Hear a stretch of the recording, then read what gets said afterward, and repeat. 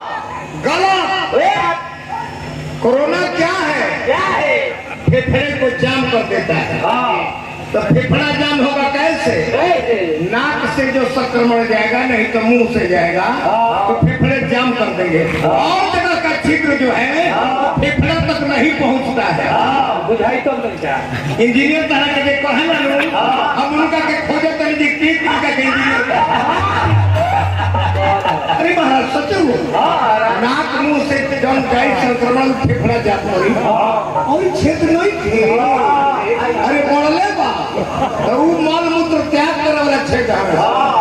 वो बाहरी करे वाला भीतरी करे वाला ना। भारत पता भाई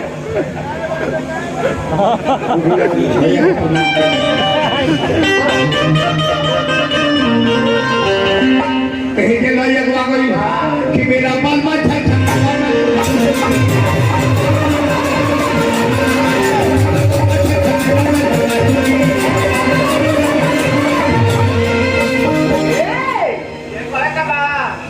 यह कहे के बाद तू खाली बोल के कहे बड़ो एक निमन कहे के बोल लो मन बर्तन एकरा में तू का धर करे तहरा पर निर्भर बा। तू तो धरबो कि दही जमैबो कि मार पसैबो कि तहरा पर निर्भर बा। इला ये जाकर के हम तो सरस्वती मैया के गुण लगा दे।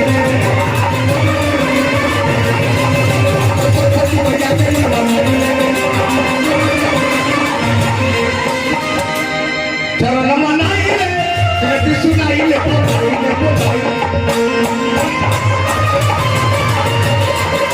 सरस्वती मैया के गुण लगा दे।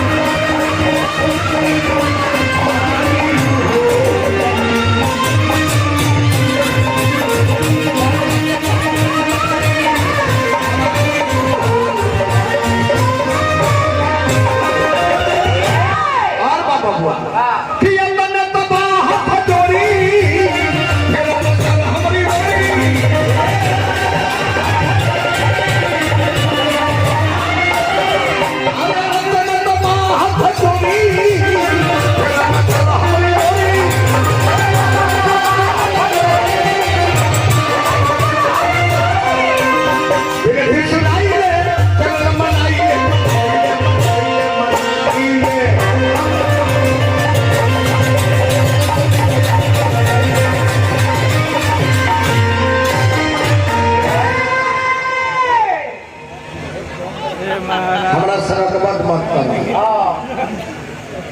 सड़क मत कर लड़का हमारा कान में जाके फुहर बोल के आ गई। अरे महाराज हम जाने के बिना तहर सिखावली गई ना। पढ़ाने में जिनको जमाने लगे हैं वही आज मुझको सिखाने लगे हैं। जिनको सिखाया कि चलना संभल संभल कर वो हवा में कबूतर उड़ाने लगे हैं।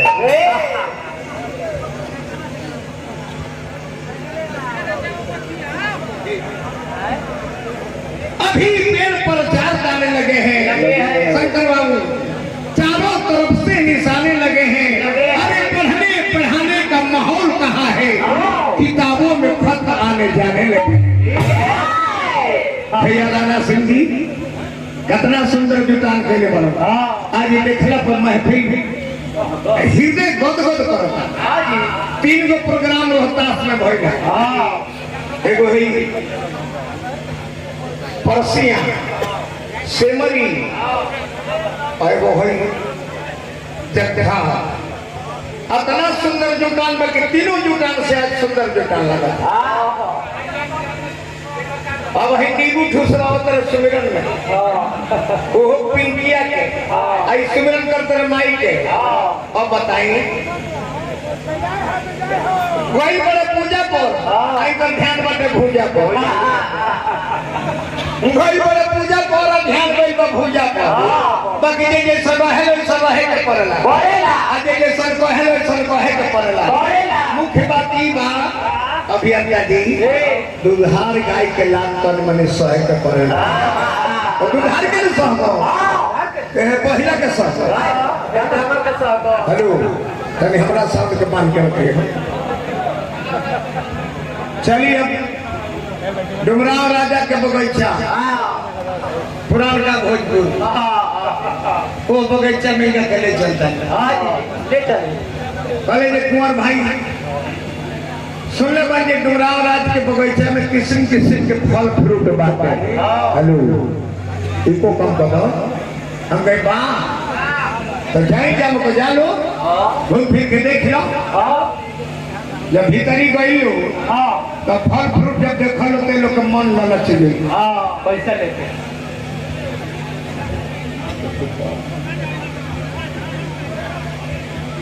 भैया भोला सिंह जी धनगाई निवासी के 500 रुपए पुरस्कार देनी भोला बाबू के बाद बापर नाम हार्दिक अभिनंदन शुभकामना कूद कूद फल तूने लागल बगीचा के पास ही एगो रखवाल है गाजीपुर के ओकर नाम हो लल्ला गुरुदेव टांग दी हलस अब बड़ी पक्का निशानेबाज आदमी है चाहे कि तार पुटपुर मारी तो पुटपुरी मार दी अब ये तो गुरुदेव तो नसी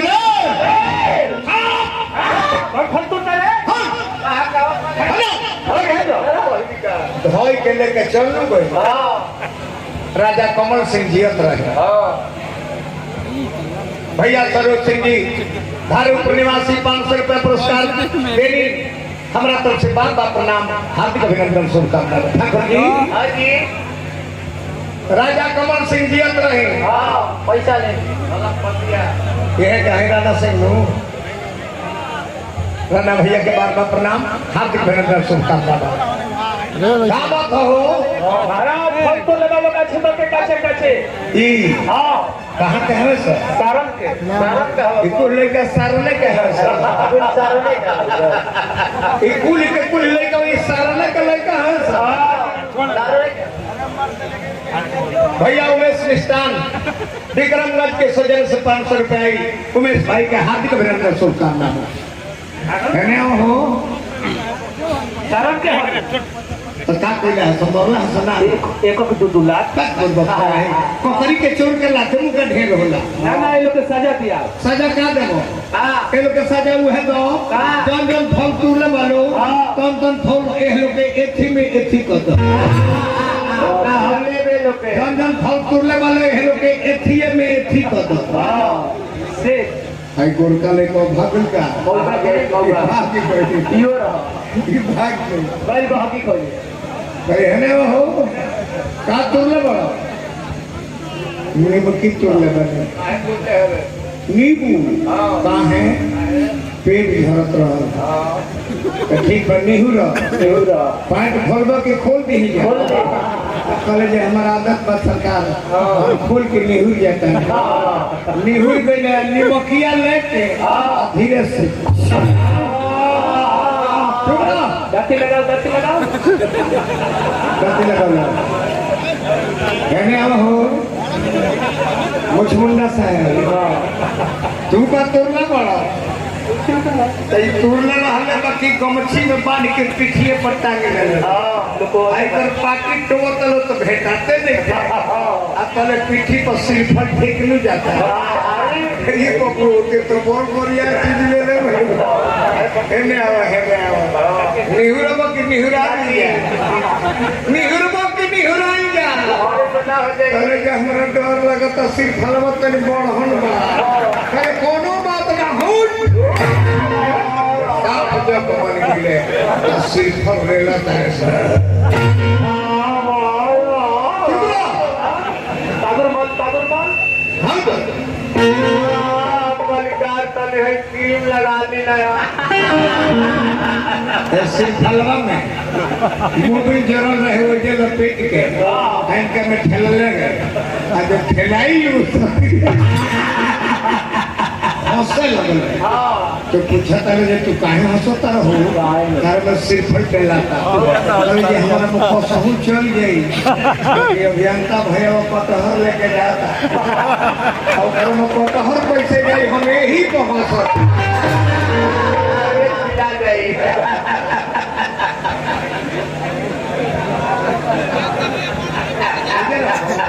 अरे प्रदेश अध्यक्ष महोदय बहुत बहुत रुपया 1100 रुपया पुरस्कार दें भाई जी का हार्दिक अभिनंदन शुभकामना। अतना बढ़िया तू और बात बोलवा तर निकल ले समाज के जीवन तर तू गंदा कर और ले कहो लॉकडाउन में का कहत रहे हम तो कहत रहे हमने के केहू कोहड़ू के तरकारी ना मिलत तो होई कहते जे हमने के केहू गड़ियो मारे के ना पूछे बोले हम फिर पागल कहेगा कौन भाषा काना माइक पे इस्तेमाल करे के चाहिए एक बात के तरह समझे के चाहिए जब तारा उहे सोच बा गाओ हमने के तरह का मौका दे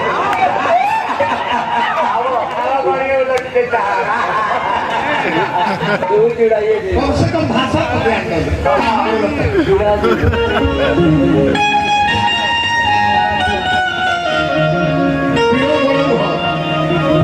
रविरंजन बाबू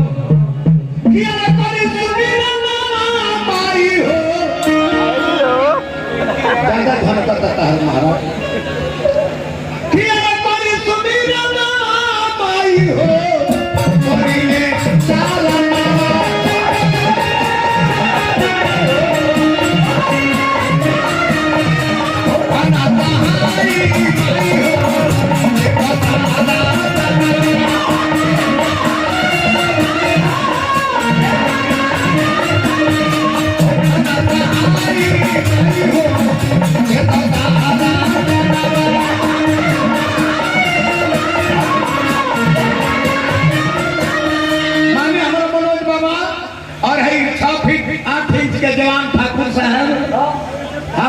अभिनंदन मनोज बाबा के संगे संगे ठाकुर जी के भी नारायण जी एक तरह बनौला रसवती हो खाना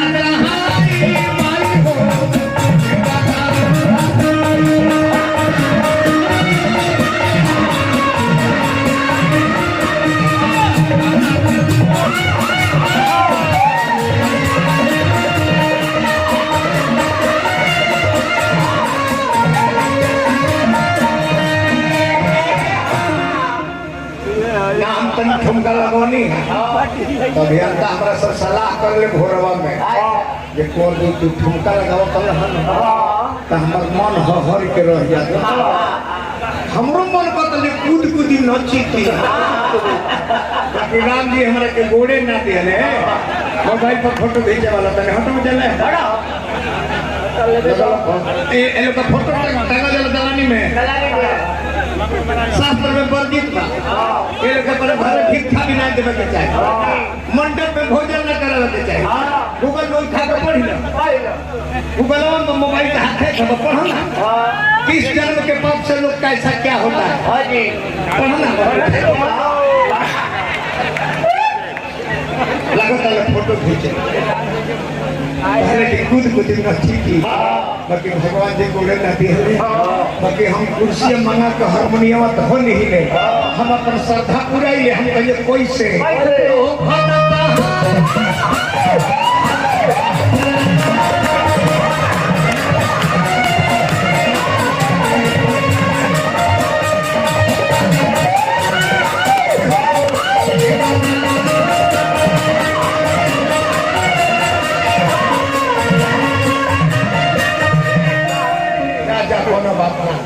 पैसा खाली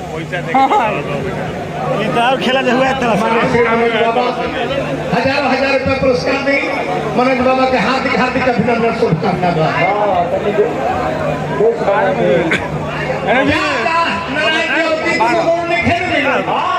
माता रानी खुश होकर तवरी दान तारे के 4 गो गुण दी है तू चौपाया बन जीवो ताकि हम ना तो हमके का बनबो गिरगिट बनबो के बिस्कुटिया बनबो की ओटनी बनबो तो अनेक चीज कर ली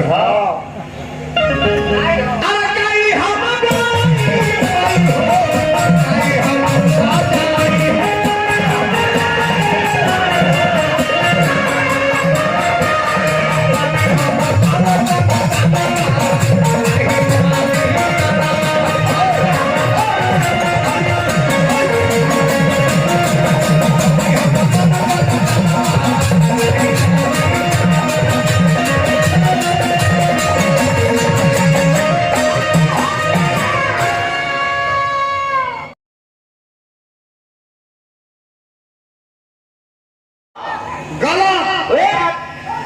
कोरोना क्या है? फेफड़े को जाम कर देता है। तो फेफड़ा जाम होगा कैसे? नाक से जो संक्रमण जाएगा, नहीं तो मुंह से जाएगा, तो फेफड़े जाम कर देंगे। और जगह का छिद्र जो है फेफड़ा तक नहीं पहुंचता है। बुझाई तो नहीं चाह इंजीनियर तरह के देखो है ना, हम उनका के खोजे तो इंजीनियर। अरे महाराज सच नाक मुंह से जब गई संक्रमण फेफड़ा जाता और क्षेत्र नहीं थे। अरे बोले बा वो मल मूत्र त्याग करे वाला क्षेत्र है, वो बाहरी करा वाला भीतरी करा वाला ना। भारत पता भाई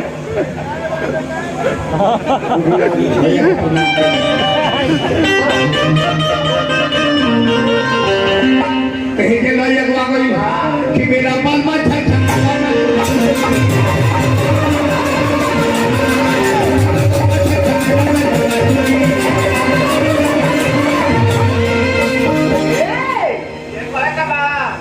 ये कहे के बा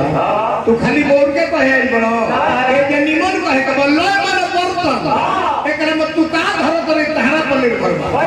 तू तो धरबो की दही जमैबो के मार पर सइबो के तहरा पर निर्भर बा। ना ये जाकर के हम तो सरस्वती मैया के गुण लगा दे सरस्वती मैया के गुण लगा चरण मनाई रे सुनाई ले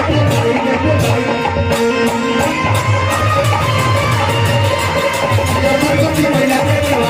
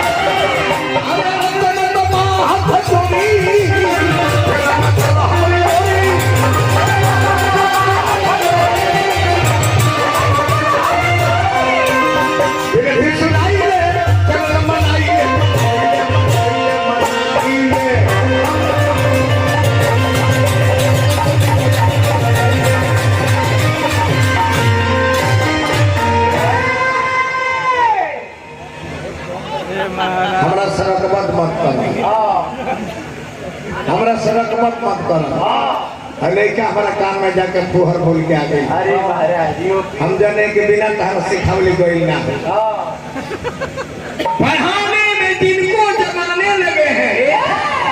वही आज मुझको सिखाने लगे हैं। जिनको सिखाया कि चलना संभल संभल कर वो हवा में कबूतर उड़ाने लगे हैं।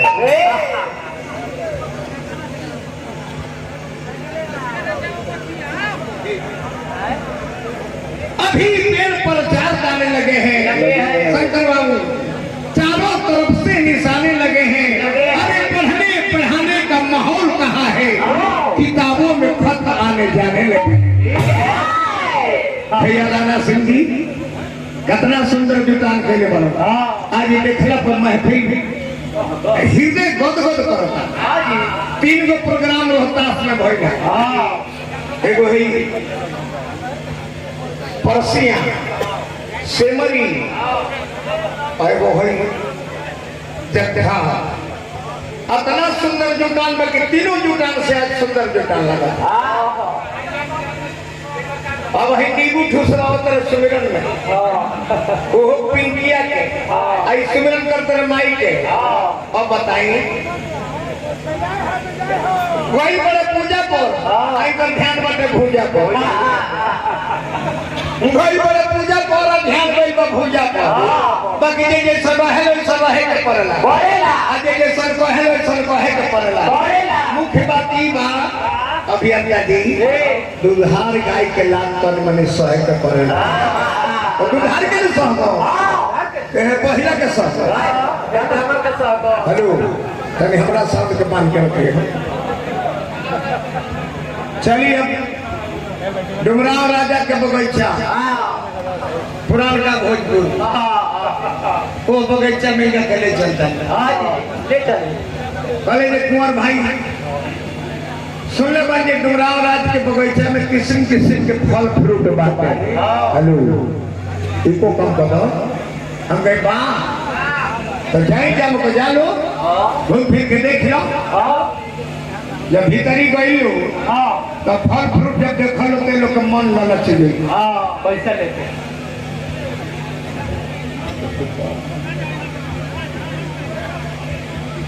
भैया भोला सिंह जी धनगाई निवासी के 500 रुपए पुरस्कार देनी भोला बाबू के बाद बापर नाम हार्दिक अभिनंदन शुभकामना कूद कूद फल तुरे लागल बगीचा के पास ही एगो रखवाल है गाजीपुर के ओकर नाम हो लल्ला गुरुदेव तांदी हलस अब बड़ी पक्का निशाने बाज आदमी है चाहे कि तार पुटपुर मारी तो पुटपुरी मार दी अब लोग गुरुदेव तो नस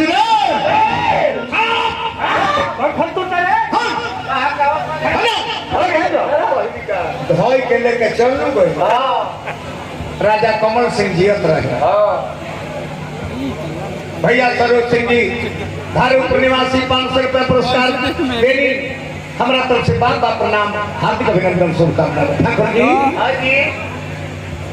राजा कमल सिंह जियत रहे पैसा ले यह कहे राणा सिंह राणा भैया के बार बार प्रणाम हार्दिक अभिनंदन शुभकामना दावत हो महाराज फल तो लगाओ गाछी के काचे ई कहाँ के है सर सारन के हो इकुल लेके सारने के है सर सारने का इकुल के कुल लेके ये सारने का लेके है सर भैया उमेश मिष्टान विक्रमगंज के सौजन से 500 रुपए आई उमेश भाई का हार्दिक अभिनंदन शुभकामना धन्यवाद हो सारन के तो का कोई है संभवला सना एक दो लाख तक बोल है कोकरी के चोर के लाते मुंह का ढेर होला ना ये लोग के सजा दिया सजा का देबो ए लोग के सजा वो है तो जन जन फल तुले वालो तन तन फल ए लोग के एथी में एथी कर दो हमने बे लोग के जन जन फल तुले वाले ए लोग के एथी में एथी कर दो से आई गोरका ले को भागल का बोलबा के बोलबा भाग के बैठी यो रहा ई भाग के बैल बहकी कोई भाई है ना हो का तुले बड़ा नींबू की तुले बने नींबू का है पेट भरत रहा ठीक पर निहुरा पैंट खोलबा के खोल दी कॉलेज हमारा आदत पर सरकार खोल के निहुर जाता है निहुर गए निमकिया लेके धीरे से दाती लगाओ कहने अब हो मुझमुंडा साहब तू का तोड़ना बड़ा तोड़ना रहने बाकी गमछी में बांध के पिछले पर टांगे गए आइकर पाकिट टोवा तलो तो भेटाते नहीं अब तले पीठी पर सिरफल फेंक नहीं जाता है ये को बोलते तो बोल यार चीज ले ले हेने आवा निहुरबा की निहुरा दिया निहुरबा की निहुरा जा अरे के हमरा डर लगता सिरफल मत तनी बड़हन बा अरे कोनो बात ना हो साफ जब मन गिले सिरफल रेला तारे सर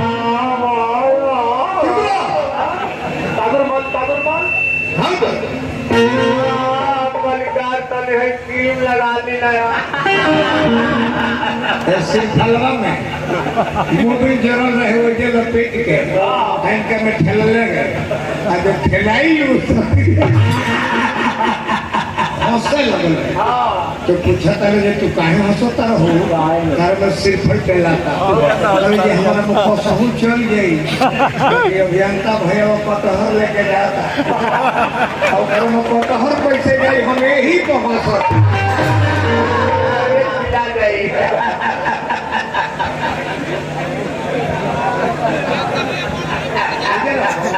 भाई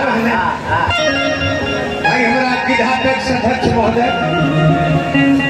बहुत बहुत रुपया 1100 रुपया पुरस्कार दें भाई जी का हार्दिक अभिनंदन शुभकामना अतना बढ़िया तू और बात बोलवा तर निकल ले समाज के जीवन कर तू गंदा कर और ले गांव लॉकडाउन में का कहत है हम तो कहत है जे हमने के केहू कोहड़ू के तरकारी ना मिलत है तो होई कहत है जे हमने के केहू गड़ियो मारे करना पूछे बोले हम ए पागल कहे कौन भाषा काना माइक पे इस्तेमाल करे के चाहिए ए बात के तरह समझे के नहीं जब तारा उहे सोच बा गाओ हमने के तारू का मौका दे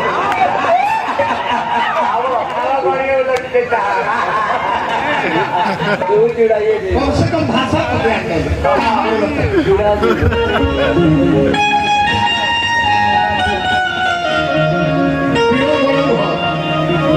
रविरंजन बाबू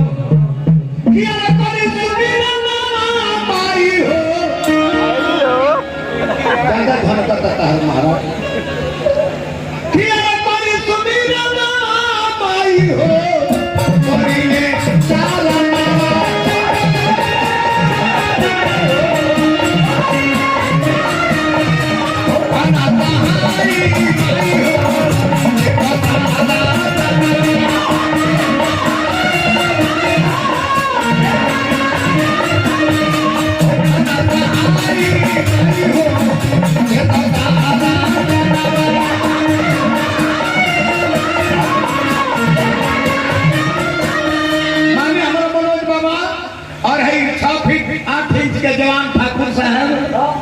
हार्दिक अभिनंदन मनोज बाबा के संगे संगे ठाकुर जी के भी नारायण जी की तरफ बनौला रसबत्ती हो खाना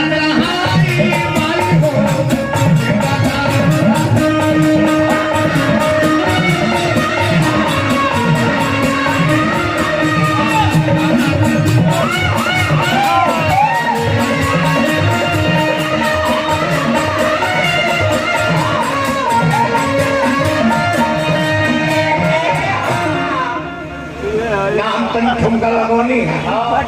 अभियंता हमारा सब सलाह कर ले भोरवा में जे कौन तू ठुमका लगाओ कल तो हमार मन हर के रह जाता हमरो मन बता कूद कूदी नची थी राम जी हमारे के गोड़े ना दिले मोबाइल पर फोटो भेजे वाला तने हटो चले ए लोग फोटो टंगा जला दलानी में शास्त्र में वर्जित बा ये लोग पर घर भिक्षा भी ना देवे के चाहिए मंडप में भोजन न करावे के चाहिए गूगल में उठा के पढ़ लो गूगल में मोबाइल के हाथे से पढ़ो ना किस जन्म के पाप से लोग कैसा क्या होता है हां जी पढ़ो ना लगता है फोटो खींचे पहले की कूद कूद नची थी बाकी भगवान जी गोड़े ना दिए बाकी हम कुर्सी मंगा के हारमोनियम तो हो नहीं ले हम अपन श्रद्धा पूरा ले हम कहिए कोई से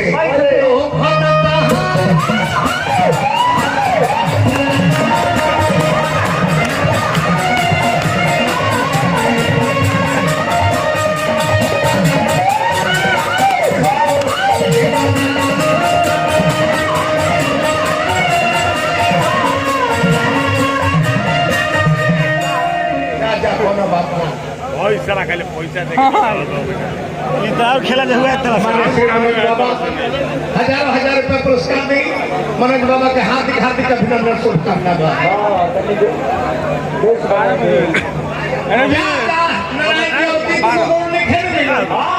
माता रानी खुश होकर तबरी दान